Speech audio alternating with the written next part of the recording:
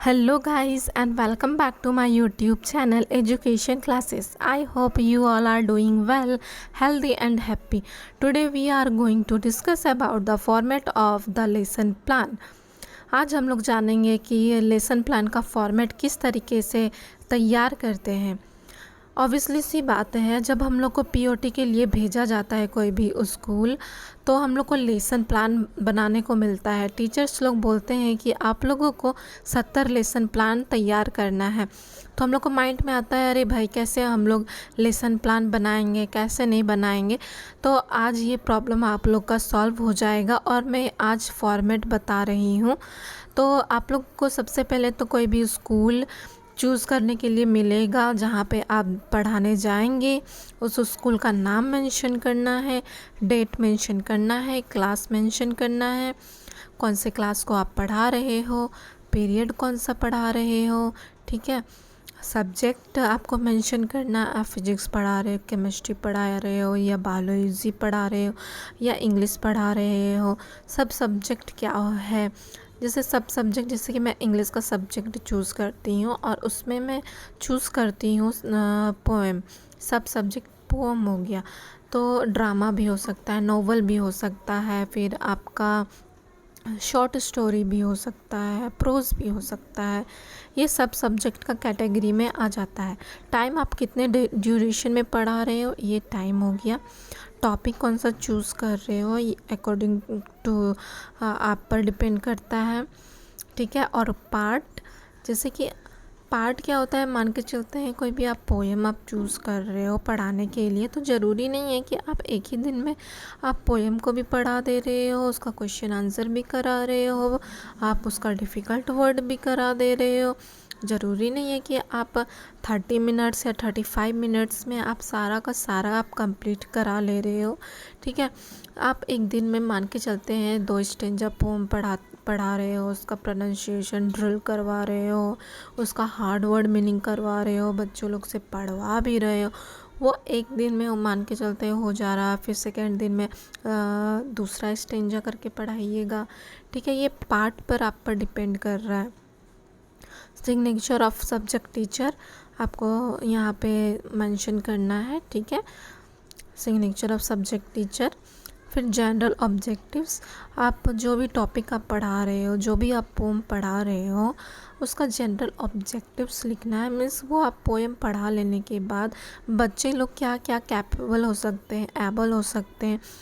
जैसे कि पोम को अगर हम लोग पढ़ा लेते हैं तो बच्चे लोग हो जाते हैं कि अंडरस्टैंडिंग हो जाते हैं पोएम के बारे में, हार्ड वर्ड मीनिंग जान लेते हैं, प्रोनाउंसिएशन कैसे करेंगे, वो चीज़ के बारे में ये लोग जान जाएंगे।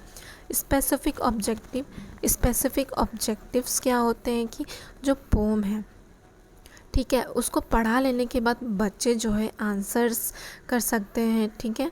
क्वेश्चन का आंसर बना सकते हैं, पोम को अच्छी तरीके से बोल सकते हैं, समझा सकते हैं, उसका एम भी जान सकते हैं कि ये अगर हम पोम पढ़े हैं तो इसका कंक्लूज़न क्या निकलेगा, हम लोग का लाइफ से रिलेटेड क्या है।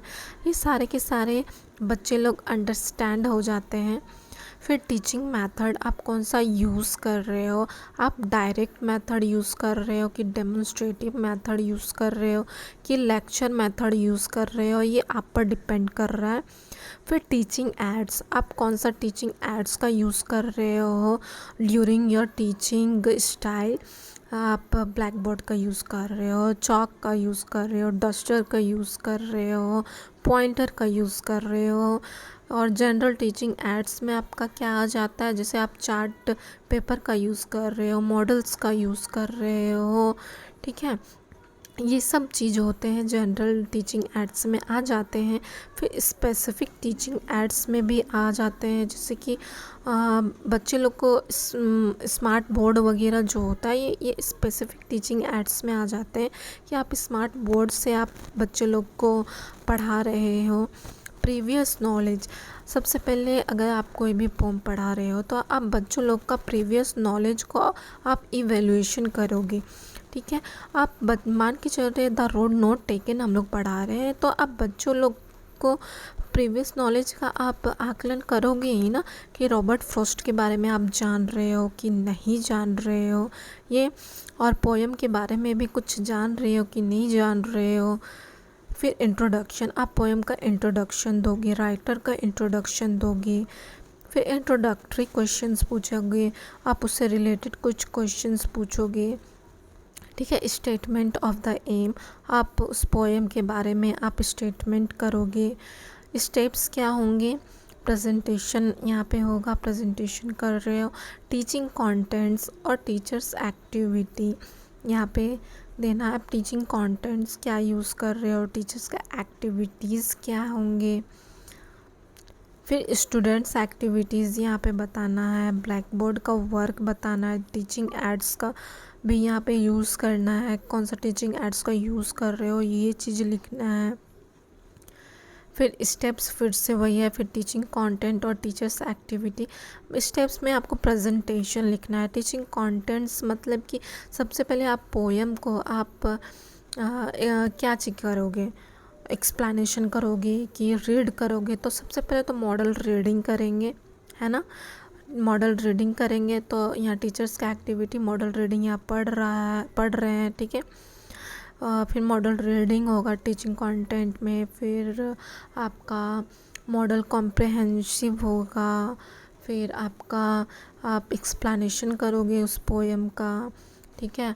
उसके बाद आप प्रोनाउंसिएशन ड्रिल कराओगे टीचर का। फिर एक्टिविटी भी तो यहाँ पे आपको फिर बताना है, ब्लैक बोर्ड का एक्टिविटी बताओगे कि जो ब्लैक बोर्ड का जो एक्टिविटी है उसमें आपका प्रोनाउंसिएशन किस तरीके से हो रहा है वो भी बताओगे, हार्ड वर्ड मीनिंग बताओगे, ठीक है। और भी कुछ भी यहाँ पे जो भी अगर बच्चों लोग को प्रॉब्लम होता है वो चीज़ आप यहाँ पे ब्लैक बोर्ड में लिख रहे हो तो वो चीज़ आपको यहाँ मेंशन करना है। स्टूडेंट्स का एक्टिविटी क्या होगा कि मान के चल रहे हैं टीचर्स जो है वो एक्सप्लेनेशन कर रहे हैं पोम का, तो बच्चे लोग साइलेंटली वो क्या कर रहे हैं, लिसन कर रहे हैं, सुन रहे हैं, ठीक है। वो चीज़ है, आप कितना बड़ा लिख रहे हो ये आप पर डिपेंड कर रहा है।